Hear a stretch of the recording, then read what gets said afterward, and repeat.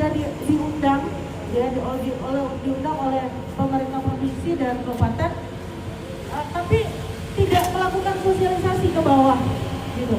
Kenapa Nagari tidak melakukan? Karena Nagari juga menolak. Pemerintah Nagari, wali Nagari dan Bamusnya pada waktu itu juga menolak, tidak pernah menyatakan setuju. Karena mengapa? Ya karena masyarakat belum dilakukan upaya apapun oleh pemerintah. Lalu pemerintah secara sepihak melalui Sekda, ya suratnya dari Sekda, melakukan konsultasi publik, kemudian menjadi narasumber di sana. Itu adalah dari Utama Karya.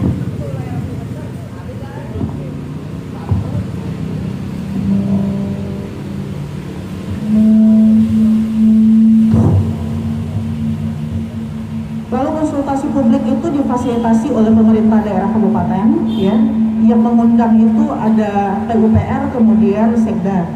Ya, dilakukanlah sosialisasi dan konsultasi publik itu. Pasca konsultasi publik yang dilakukan itu, masyarakat mulai melakukan perlawanan dalam bentuk pernyataan sikap bersama menolak tracing. Nah, jadi ini digarisbawahi, sejak awal masyarakat itu tidak menolak kebijakan jalan tol melalui 50 kota dan Payakumbuh, tidak. Ya, sejak awal masyarakat menolak jalan tol melalui 5 Nagari. Mengapa demikian?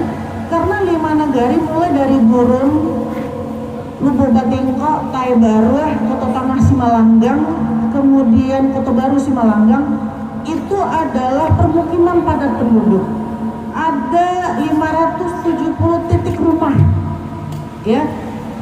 Kemudian dari 570 itu kalau kita proyeksikan ada 3 orang atau 5 orang, itu ada yang terdampak itu ada 2000. Itu baru dalam hal permukiman. Belum lagi areal perkebunan, persawahan, kemudian ada situs-situs adat seperti Rumah Gadang, kemudian Pangdam Pakuburan. Di Kota Baru itu ada 3 Pangdam Pakuburan, ya. Satu Pangdam Pakuburan itu ada sekitar 200 makam di situ. Ya, kalau kita mulai dari Kota Baru sampai ke Gurun, kita sudah lakukan survei bersama Walhi dan FOE Jepang. Waktu itu kita survei, itu mendekati 1000 perkuburan, 1000 makam, ya, yang akan direlokasi kalau sekiranya ini dipaksakan. Kemudian juga ada balai adat yang akan hilang, gitu. Nah, ini dampak yang akan ditimbulkan ketika trase ini tetap dipertahankan. Kemudian kalau di ranah Minang, ya, di ranah Minang itu kan ada Sako dan Pusako. Ya. Ada Sako itu adalah gelar nenek mama, ya, kebesaran dari kepala suku, ya. Kemudian Pusako itu adalah identitas lambang kekuasaan yang mesti harus dijaga oleh Sako tadi. Nah, ketika identitas, ketika lahan mereka, ulayat mereka tadi akhirnya hilang atau berganti kepemilikan, ya. Kalau sekarang itu nenek mama itu menguasai, tidak boleh memiliki, hanya menguasai untuk dilindungi, dan itu turun temurun. Ketika itu dialihfungsikan menjadi jalan tol, ada ganti rugi, tentu kepemilikannya sudah berubah. Dia akan menjadi milik, ya, dan akan dinikmati oleh yang hidup hari ini. Dan siapa yang akan meneruskan setelah itu tidak ada lagi yang akan diteruskan karena sudah dimiliki dan mungkin habis. Nah, ini juga akan menimbulkan dampak sosial, ya, akan terjadi perpecahan antara anak kemenakan dengan nenek mama. Kemudian akan terjadi kerusakan dari struktur sosial itu sendiri. Kemana mau dipindah Rumah Gadang? Ya, apakah dipindah ke daerah lain? Ke daerah mana? Gitu kan? Karena dua hal ini melekat di situ. Nah, mengapa ini menjadi hal yang mesti harus kita pertahankan? Karena ini memang hanya satu-satunya yang bisa kita pertahankan hari ini. Ya, di tengah gempuran berbagai macam yang mengurusi hak-hak ulayat, ya, dan mengurusi hak-hak komunal kita di ranah Minang, ini yang masih kita pertahankan. Dan kita berharap pemerintah itu peduli, ya. Kemudian di sisi lain banyak kemudian lahan produktif, ada dua mata sinamar ya, sumber air ya, sungai yang melintasi itu, yang itu menjadi sumber penghidupan di situ, dan juga ini juga akan terganggu, dan daerah kita juga akan menjadi daerah yang rawan banjir, dan kemungkinan dampak lingkungan lain akan mudah terjadi gitu. Nah, selama ini kita sangat damai, aman, tentram selama ini sebelum adanya jalan tol. Tapi dengan adanya rencana jalan tol, ini masih rencana ya, kita sudah tidak mendapatkan kenyamanan lagi. Orang-orang tua kita di beberapa nagari di Kota Baru itu ada yang stres sampai hari ini belum normal kembali, ada 2 keluarga, dan ada di Nagari Gurun itu sampai meninggal dunia, beliau stroke dan akhirnya juga stres karena ketakutan ya. Jadi ada masyarakat kita yang justru tidak mampu untuk menerima informasi ini, karena pada dasar mereka sudah nyaman tinggal di kampungnya dan tidak ingin kenyamanan dan ruang hidup yang mereka nikmati selama ini terganggu gitu. Maka kita meminta dengan adanya format ya, dengan ada format kita melakukan upaya dialog dengan pemerintah daerah, dengan pemerintah provinsi dan berbagai instansi terkait untuk bagaimana trase ini bisa dipindahkan ke daerah lain yang tidak menimbulkan dampak sosial dan ekonomi yang lebih luas gitu.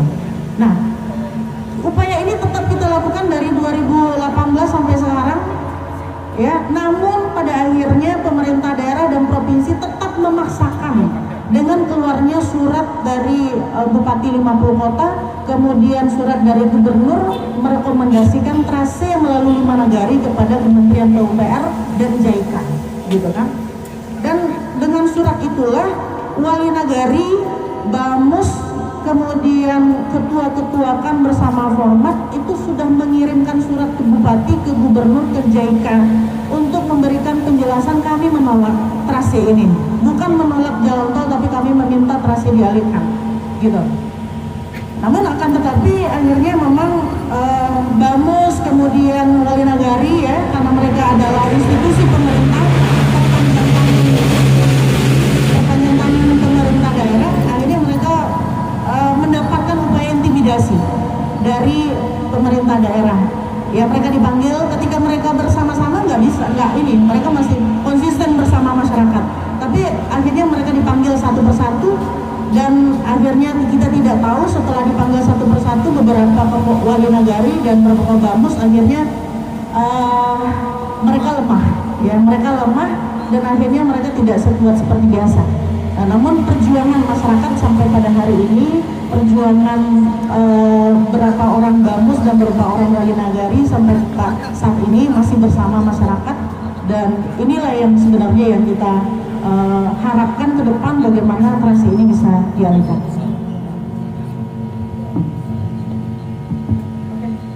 Terima kasih Uni. Kami ingin tahu nih, sepanjang perjuangan itu apa ada masyarakat mendapatkan intimidasi kah, tekanan-tekanan kah, baik itu dari pemerintah daerah maupun dari aparat kepolisian?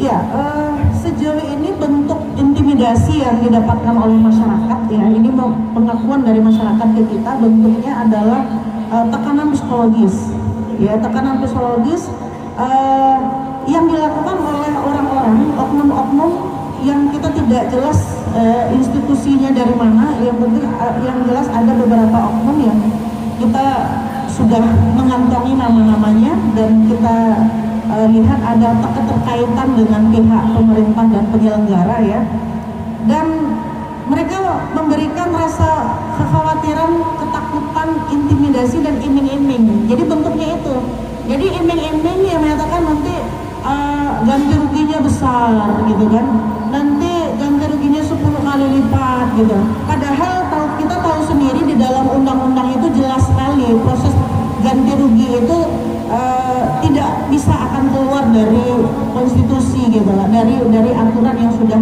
dibuat. Kemudian ada juga bentuknya intimidasi, kalau masih menolak, masyarakat menolak nanti tidak dapat ganti rugi.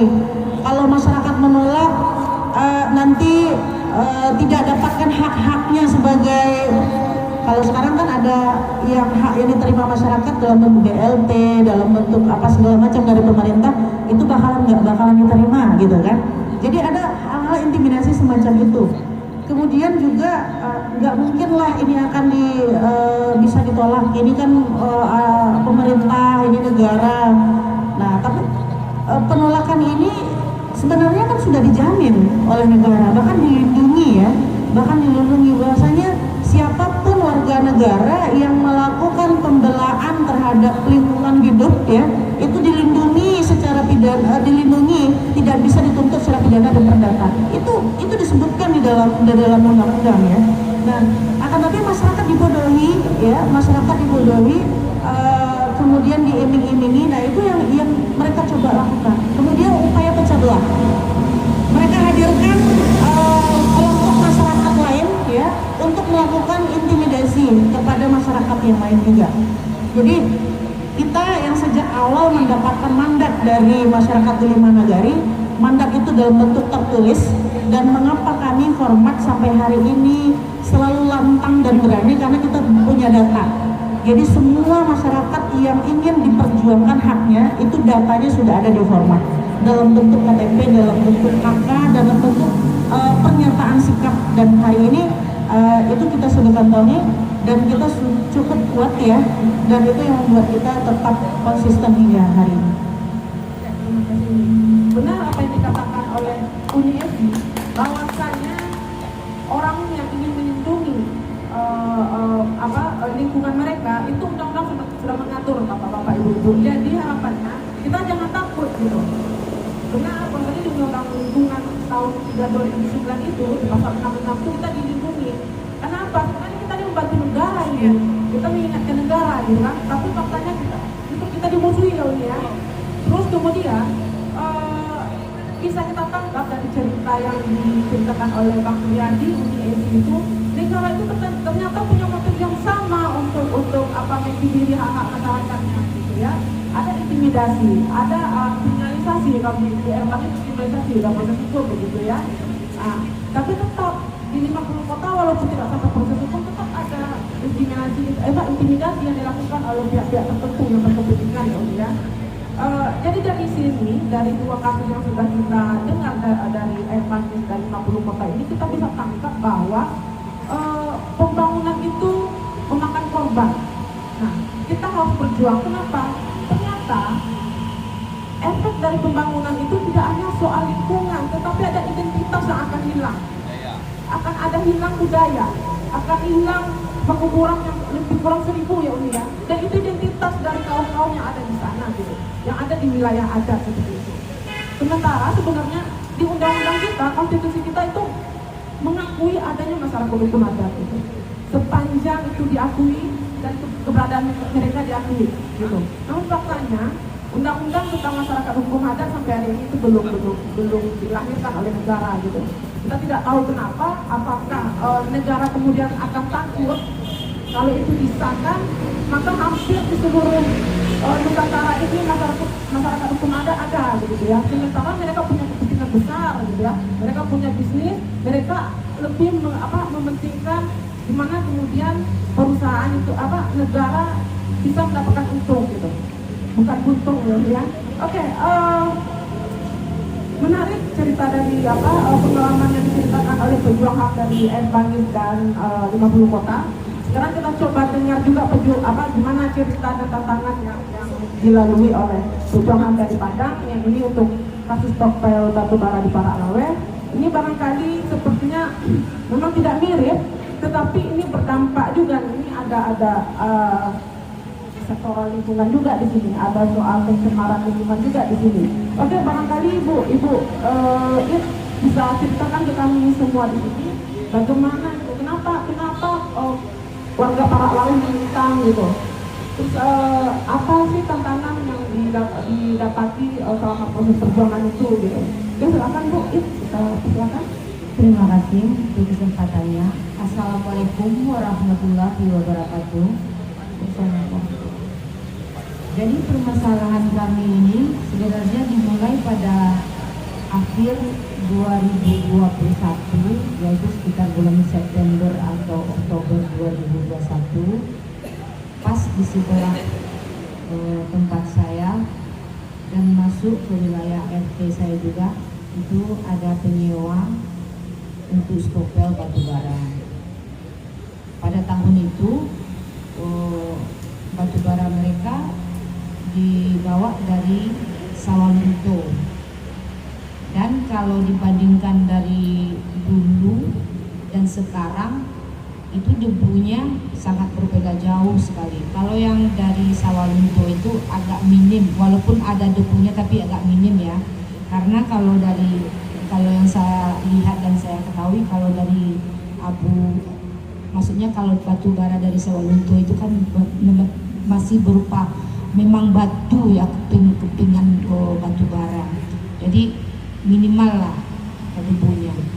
Tapi kalau yang sekarang itu bukan batu bara, tapi kayaknya pasir batu bara, dan warnanya lebih hitam, lebih gelap, dan debu yang mereka hasilkan dari mungkin mereka membawa dari stopel untuk dibawa ke atas mobil, itu debunya berserakan kemana-mana itu kan. Jadi permasalahan ini yang batubara yang kami tuntut sekarang itu mulainya pada tanggal 6 Agustus 2023. Itu batubara yang mereka bawa itu dari Kalimantan. Sebenarnya yang saya dengar hari itu, mengapa sampai batubara yang dibawa dari Kalimantan ini ditaruh di stopel? Kalau yang saya dengar alasannya sebenarnya ini kan untuk Teluk Sirih. Yang saya dengar itu dermaganya Teluk Sirih itu rusak, jadi tidak bisa kapal itu bersandar. Jadi makanya dari kapal di menepi di Teluk Bayur, dibawa dari Teluk Bayur ke stopel, nanti dari stopel dibawa lagi ke Teluk Sirih melalui jalur darat. Itu yang saya tahu ya. Jadi pas tanggal 6 itu saya masih ingat, karena tanggal 6 itu ada acara ya, mau ada acara di tempat saya, tapi karena udah debunya udah, kami juga ngadain syukuran, ya nggak mungkin lah syukuran bercampur debu kan, sampai kami pindahkan lah syukuran itu. Dan pas di tanggal itu masih saya ingat, itu hari Minggu, saya dengan agak emosi memang mendatangi kantor stopel itu. Saya bilang, ini gimana nih, abu udah kena kami ini. Jadi orang stopel itu agak arogan juga. Dia bilang ke saya hari itu ya, ini bukan batu bara kami, itu batu bara PLN katanya. Terus saya nanya ke orang yang ada di situ kan, mana orang PLN-nya? Ya nantilah dibilangin gitu. Nah itu tanggal 6. Tanggal 7-nya kami melapor lah ke Pak Lurah ya, karena masih terus mereka beroperasional. Ya namanya lurah nggak diapresiasi pengaduan kami. Kemudian saya juga melapor ke camat, kebetulan camatnya nggak ada. Jadi kami berhubungan dengan Kasih Trantip, diturunkanlah Satpol PP kecamatan ya, bersama dengan lurah. Kebetulan Satpol PP bilang, Bu, kami harus ditemani ya dengan lurah, karena itu daerah Kelurahan Parahwe. Tapi setelah mereka datang ke situ, nggak ada hasil yang didapatkan. Cuman Satpol PP kecamatan bilang, Bu, kalau seperti ini, kebetulan mereka juga cek ya ke tempat kita, ini Ibu harus ngadu ke DLH Kota Padang. Saya juga bilang, saya juga udah melaporkan ini melalui WA, dan di WA itu juga ditanggapi dengan, oke Bu, kita cek ke lapangan. Dan hari Selasanya, setelah Senin itu, turunlah DLH ke tempat saya, terutama karena saya yang langsung terdampak hari itu ya. Kemudian mereka bilang, oke Bu, kita laporkan ke istilahnya mungkin ke atasan mereka kan. Tanggal 9-nya turunlah orang DLH ke stopel sebelah. Kemudian saya dapat juga berita acara dari mereka dan menyatakan bahwa mereka tuh punya izin. Mereka punya izin, kata melalui berita acara itu kan. Kemudian saya tanya, terus gimana solusinya? Nanti kami akan mediasikan Ibu dengan perusahaan di tempat kami di kantor DLH. Kemudian tanggal 15-nya kami dimediasi dengan orang perusahaan, sempat juga terjadi cekcok sampai saya sempat mengadukan keamanannya ke Propam karena saya dihujat-hujat dan difitnah. Kemudian ada beberapa butir yang harus mereka lakukan untuk meminimalkan debu. Tapi ya namanya orang beraktivitas 24 jam, penyiramannya cuma 2 kali, dan air yang diambil pun bukan air sungai, tapi air selokan yang udah bercampur debu. Jadi kotoran disiram dengan kotoran. Jadi kan nihil hasilnya. Dan yang anehnya lagi, itu DLH Kota Padang tahu penyiramannya itu dengan mobil penyedot WC. Sudahlah airnya kotor selokan, mobil serut WC. Cobalah pikirkan, dan itu dibiarkan oleh DLH. Mereka lapor tuh ke DLH karena mereka wajib lapor. Terus mereka juga harus memasang 3 alat untuk amben udara. Ya, jadi alat itu harus dipasang 3 tempat. 1 di tempat mereka, 1 di tempat saya yang terdampak, 1 lagi di tempat yang tidak mungkin terdampak dengan abu ini. Tapi kenyataannya yang mereka lakukan, mereka cuma pasang 1 alat, itu pun cuma di tempat stopel mereka, dan mereka memasangnya ketika mereka sedang tidak beraktivitas. Jadi kan mungkin aja kan nggak begitulah abunya itu kan, karena mereka tidak beraktivitas kan. Jadi setelah kami lihat kami juga terus terdampak, ya kami mengadu balik kan ke mereka, ke DLH, tapi lewat WA tidak ditanggapi. Saya masih ingat Senin, Selasa, Rabu, Kamis itu saya melaporkan, tapi tidak ditanggapi. Kemudian ada orang mengusulkan bikin surat resmi. Kemudian kami bikin surat resmi ke DLH. Selama seminggu kami menunggu, tidak ada hasilnya. Kemudian sebelum saya menyerahkan surat ke DLH itu, saya udah ngomong-ngomong juga sama teman, katanya ini loh ada juga LSM tentang lingkungan ini, namanya Walhi. Kebetulan saya dikasih nomor teleponnya Tommy Adam. Kemudian setelah seminggu tidak ditanggapi, saya telepon Tommy, ditanggapi. Langsung kami disuruh bikin video untuk kejadian yang ada di sana, kemudian ditampilkan di Padang TV. Nah, itulah mulai ya itu. Kemudian juga Tommy ngajak melaporkan ke DLH Provinsi dan ke Komnas HAM. Setelah berapa saat setelah itu, saya juga nggak dapat berita tuh. Ternyata hari Kamis tanggal 12 Oktober itu terjadi penyegelan oleh DLH Kota Padang.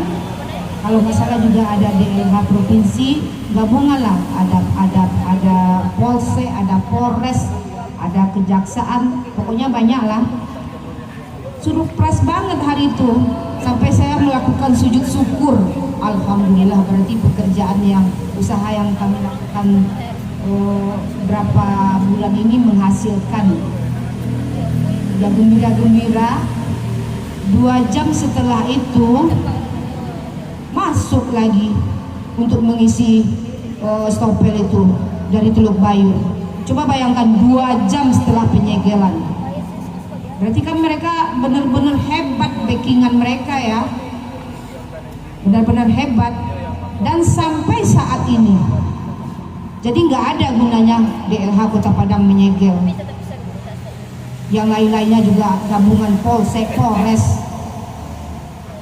Jadi kami kan sempat setelah beberapa hari setelah mereka masih beraktivitas itu, kami sempat membawa warga untuk istilahnya mungkin bertanya lah ke DLH Kota Padang, kenapa kok bisa begitu masih beraktivitas mereka, padahal di papan penyegelan itu udah jelas kalau mereka tidak boleh memasukkan atau menambah batu bara ke dalam stopel, cuma boleh mengeluarkan, dan itu dikasih waktu seminggu.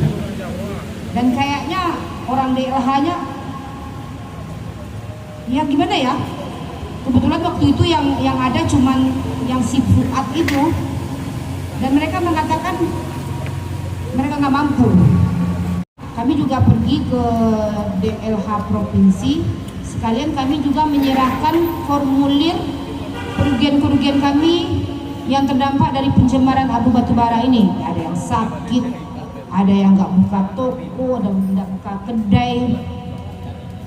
Dan kemudian setelah itu mungkin DLH Provinsi juga angkat tangan dan menyarankan kami untuk melibatkan kepolisian. Dan oleh sebab itu kami dikawal oleh Walhi dan juga hari itu PPHI kalau nggak salah ya. Kami melaporkan masalah ini ke Polda Sumatera Barat dan sedang dalam proses penyidikan ya, penyidikan sekarang ini. Dan kami juga menunggu bagaimana selanjutnya permasalahan kami. Itu aja. Oke Bu, selama perjuangan itu apa tuh pernah dapat tekanan Oh. pihak perusahaan Iya. atau apa kepolisian misalnya? Kalau yang jelas perusahaan merasa nggak senang karena mungkin saya yang terlalu vokal. Kebetulan saya RT di situ, mungkin dia menganggap saya ini bisa membuat usaha ini akan berhenti, dan juga pemasukan mereka bagi orang-orang, istilahnya orang sana, orang baganya akan terhenti kalau seandainya ini ditutup. Yang pertama mereka lakukan ketika kami mengadu ke DLH itu, mereka demo mengajak beberapa orang warga yang pro ke mereka. Kebetulan mereka juga bekerja di situ ya, tapi bisa dihitung pakai jari yang kerja di situ. Kemudian mereka melibatkan kebetulan di situ tuh kan banyak ya perusahaan perdagangan. Jadi kebetulan yang megang PT Stopel ini dia juga adalah ketua SBSI. Jadi mereka mengajak rame-rame pekerja-pekerja itu. Jadi yang warga saya boleh dihitung cuman paling banyak mungkin 10-12. Dan kemudian lurah tidak mengapresiasi karena mereka tahu saya lagi memperjuangkan warga kan, diam. Kemudian setelah kami melaporkan ke Polda, diulang lagi sekali lagi untuk mendemo saya ke kantor camat. Dan saya dibilang RT beginilah, begitulah, saya pungli lah, saya tidak pro ke warga lah. Padahal yang warga ini entah berapa orangnya. Dan juga diduga mereka menyerahkan masa itu dengan dibayar. Masa bayaran. Ada masa bayarannya. Sejauh ini bisa Ibu bisa ceritakan nggak berapa banyak korban terdampak dari aktivitas Stopel batubara PT ini? Kalau yang hari itu yang kami serahkan ke DLH Kota Padang sama DLH Provinsi itu ada sekitar 60 kalau nggak salah ya. Dan itu ada di 2 kelurahan, Kelurahan Paralawe dan Kelurahan Pampangan. Tapi setelah itu ada yang susul mungkin lebih 70 orang. Yang selain apa? Selain itu ada nggak yang kesehatan? Terus selain kesehatan ada nggak dampak lain yang ditimbulkan dari aktivitas bongkar muat Stopel batubara itu? Yang jelas perekonomian ya. Perekonomian kami seperti saya udah nggak buka toko hampir 4 bulan. Itu yang kami alami. Dan kami di situ kan banyak jualan kopi. Siapa yang mau duduk di depan itu minum kopi? Kopi bercampur debu abu batubara. Terus bagaimana, apa masih berjualan atau bagaimana Bu? Yang punya kedai itu? Kebetulan saya yang terdampak langsung ini kan karena saya udah berobat ke dokter paru ya. Jadi saya memang tutup toko saya, dan saya kan tinggal sekarang di tempat orang tua saya di Paluaran. Karena saya bukan dengar ya, memang dokter itu yang bilang bahwa dampak batu bara ini Bu, itu tuh akan terlihat setelah 5 atau sampai 10 tahun ke depan. Dan itu akan menyebabkan kanker. Itu yang paling ngerinya. Dan di situ di daerah saya itu banyak anak-anak kecil-kecil yang masih umur setahun, 2 tahun. Coba bayangkan sekarang mereka udah mengisap debu batu bara itu 10 tahun ke depan, bagaimana mereka? Kalau saya lah umurnya udah 53, 10 tahun ke depan kalau mati ya udahlah mati, udah tua. Tapi kalau yang kecil-kecil yang masih sekolah-sekolah, bagaimana masa depan mereka? Itu yang kami khawatirkan. Sejauh ini pernah tidak ya dari dinas kesehatan katakan seperti itu coba memantau, karena ini kasus ini udah viral ya Bu ya, Iya. udah viral gitu, dan juga ada upaya-upaya penolakan, laporan juga ke beberapa instansi. Pernah tidak ya dinas kesehatan turun ke sana melihat korban dari stopper batu bara itu, pernah tidak? Pernah waktu itu DLH Kota Padang berjanji untuk menurunkan diskes ya, dinas kesehatannya. Tapi alhamdulillah sampai saat ini belum ada.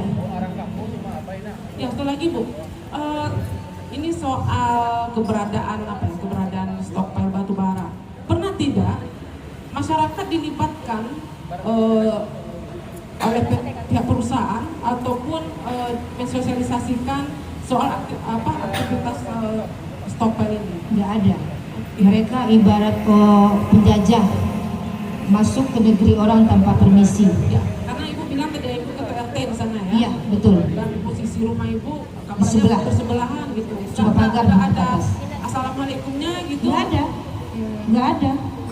Kami cuma dapat info-info dari orang, oh itu mau buka stopel di sebelah.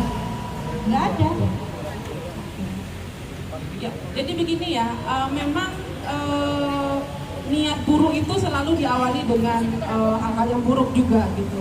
Contohnya seperti Uni Ezi juga katakan bahwasanya rencana pembangunan tol itu juga tidak melibatkan partisipasi masyarakat ya. Padahal sebenarnya masyarakat itu punya hak loh untuk terlibat dalam proses pembangunan ini, dan itu diatur oleh undang-undang gitu ya. Kenapa harus dilibatkan? Karena yang akan kontrol itu ya masyarakat gitu. Yang akan merasakan dampaknya itu masyarakat sendiri gitu ya.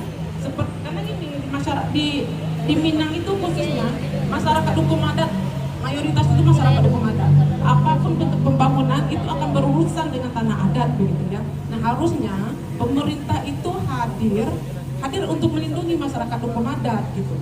Ini yang harus kita ketahui. Bukan malah kemudian berpihak kepada pemangku bisnis, pemegang kekuasaan atau perusahaan-perusahaan yang nantinya akan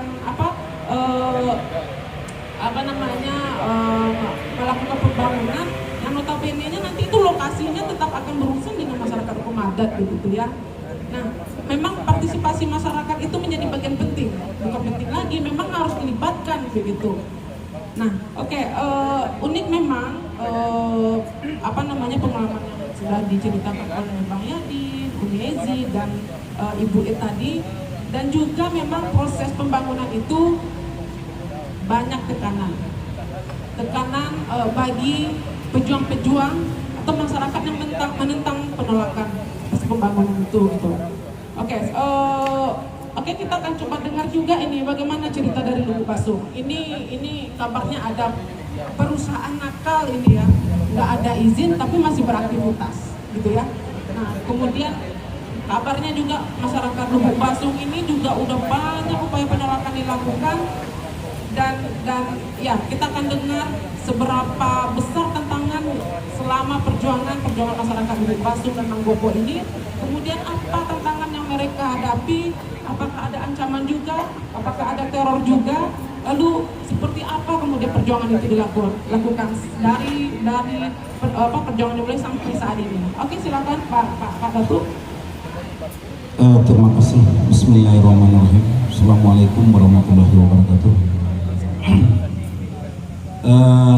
Saya kenalkan diri saya dulu. Nama saya Helman Datuk Hitam, Ketua Tim 11 KAN Nagari Lubu Basung. Jadi di mana-mana nagari yang ada di Sumatera Barat itu banyak persoalan pelanggaran HAM yang terlihat. Sebenarnya keinginan kami dari Lubu Basung, tokoh-tokoh adat, di depan kami ini ada pemerintah daerah. Ini kemauan kami. Iya, kita udah coba hadirkan Iya. itu tapi ada Iya. alasan untuk tidak datang. Tapi saya yakin walaupun bagaimana juga diundang, dia tidak akan datang. Sebab persoalan itu berawal dari dia, dari pemerintah. Jadi kalau di sini ada DHH lingkungan hidup atau perizinan DPMPT, dia paham dan tahu apa persoalan yang ada bagi masyarakat atau di nagari-nagari Sumatera Barat. Jadi pertama sekali saya menyampaikan persoalan masalah PT kamu, tentu saja saya ceritakan dari awal. Kenapa? Nggak apa-apa. Dari awal PT kamu itu yang pertama sekali itu adalah perkebunan yang ditanam oleh Belanda, namanya kebun getah. Kebun getah. Belanda di situ meminjamkan tanah kepada nenek mama Nagari Lububasung dan nenek mama Nagari Manggopo. Ini kita garis bawahi, meminjam atau memakai. Itu pun ada kontribusinya, bukti kami punya. Jadi perlu ini kita pahami bersama, dia meminjam dan mempunyai kontribusi terhadap nagari-nagari Lububasung dan Manggopo. Jadi tahun 1926 itu memang kebun getah itu sudah ada sampai tahun 1990. 1990 masuklah perusahaan namanya PT Kamu. PT Kamu di situ masuk awal perizinannya dan sampai sekarang di dalam perizinannya itu coklat kakao itu dikeluarkan oleh Kementerian Kehutanan dan Perkebunan sampai saat sekarang. Tapi yang lucunya coklat izinnya yang tumbuh itu sawit. Ini kan lucu nih, yang ditanam itu coklat tetapi tumbuhnya sawit. Ini kan aneh nih. Jadi Indonesia ini banyak yang aneh. Di situ sampai saat sekarang ini persoalan masalah PT kamu. Tahun 1990 masyarakat kami banyak berjuang. Dia menanam sawit di situ di atas kebun masyarakat, bukan di hutan belantara. Ini perlu kita pahami, di atas kebun masyarakat, bukan di hutan belantara. Apa dasarnya saya menyampaikan di situ? Di situ ada tanaman kelapa, ada tanaman jengkol, ada tanaman pisang, ada dan juga ada sawah. Ada juga rumah penduduk. Itu dibabat habis semuanya. Dibabat habis semuanya. Karena di zaman itu adalah zaman Orde Baru. Masyarakat tidak bisa berbuat apa-apa. Jadi di waktu itu disuruh tentara dari Padang Panjang itu latihan. Disuruh tentara situ latihan, mau polisi semuanya di kebun situ. Masa di dalam kebun sawit atau di kebun coklat ada tentara latihan? Ini kan aneh juga nih. Jadi Indonesia ini banyak yang aneh. Jadi di situ latihan, yang sasarannya siapa? Masyarakat. Jadi ada salah seorang masyarakat kami, kebun jengkolnya lebih kurang 3 hektar. Memang kehidupannya di situ. Untuk anak sekolah, untuk makannya, apanya semuanya di situ kehidupannya. Dan termasuk sawah dan lain-lainnya. Tetapi yang punya kebun jengkol itu sampai stres gila meninggal. Dan anak-anaknya menjadi pengangguran. Sedangkan negara, lahirnya negara, berdirinya negara,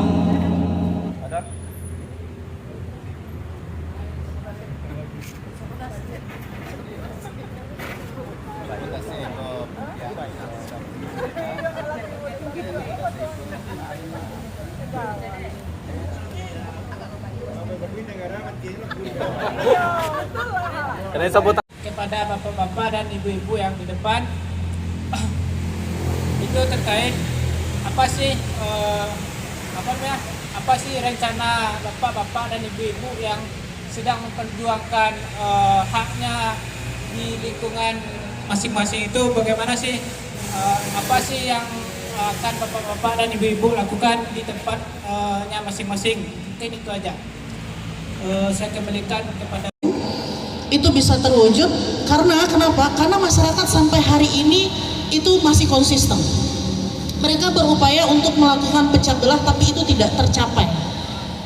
Kemudian kami juga harus sadar juga ya akan konsekuensi yang mungkin akan timbul ketika Jepang sudah mencoret ya, atau membatalkan tracing melalui 5 negari, tapi pihak pemerintah daerah kita masih berupaya. Tentu kami juga berhati-hati dan mewaspadai, tentu akan ada upaya-upaya yang lebih keras lagi kepada masyarakat. Ya, dan ini kami sangat harapkan pendampingan dari Walhi, pendampingan dari lembaga hukum, PBHI dalam hal ini dan teman-teman lain, pers dan lain sebagainya. Tolong awasi kami, ya, dampingi kami, dan kami akan terus membuka diri untuk terus bagaimana bisa menginformasikan ini apa adanya kepada pihak-pihak yang berwenang dalam hal ini. Kemudian upaya lain itu upaya di tingkat lokal. Kita lihat ini, kita berbicara lokalistik ya, dan kita berbicara kasuistik. Namun kita melihat secara umum ya, tadi moderator juga sudah menyampaikan biang kerok dari persoalan-persoalan pelanggaran HAM dan sengketa agraria yang ada di Indonesia, biang keroknya itu adalah tidak diakui secara baik, tidak diakui secara benar ya hak-hak ulayat itu oleh negara. Bahkan saya lihat hari ini negara masih sangat ketakutan sekali untuk mengesahkan undang-undang tentang hak-hak ulayat, hukum adat. Walaupun hukum ini sudah digulirkan sejak tahun 2003 ya sampai sekarang, dan bahkan nawacita Pak Jokowi ya di 2004 itu ya di 2019 juga itu sudah menyatakan ini menjadi bagian nawacitanya Jokowi, dan ini juga sudah masuk prolegnas berulang-ulang kali ya. Dengan keinginan masyarakat yang ada di Air Tangis, yaitu kedamaian tanpa adanya intimidasi, hidup aman dengan hidup damai dengan dari sumber-sumber kehidupan yang ada di lingkungan itu sendiri. Dan kalau dan upaya-upaya yang telah kita lakukan, kita sudah mendatangi ke kementerian-kementerian terkait itu bersama Walhi dan LBH untuk menindaklanjuti dan